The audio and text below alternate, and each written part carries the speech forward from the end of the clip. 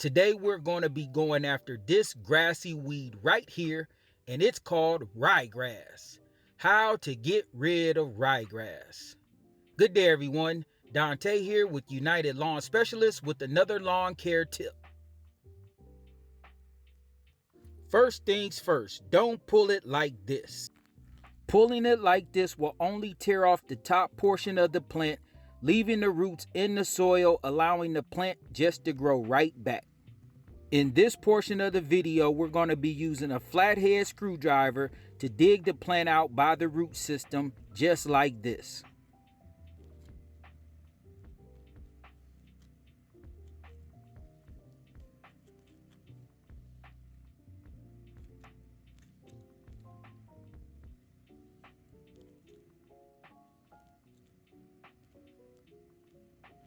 Roots out.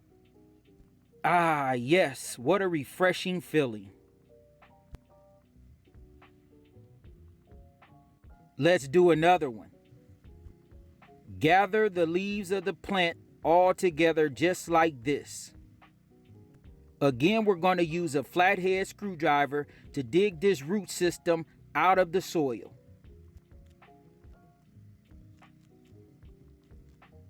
Roots out.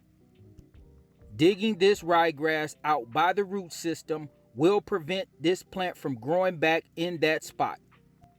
Let's do another one. This time, I'm going to use my spade shovel.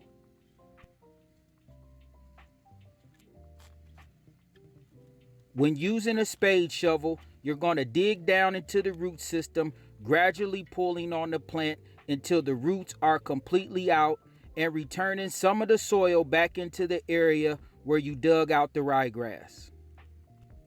Using a spade shovel does leave more of an empty spot compared to using a flathead screwdriver.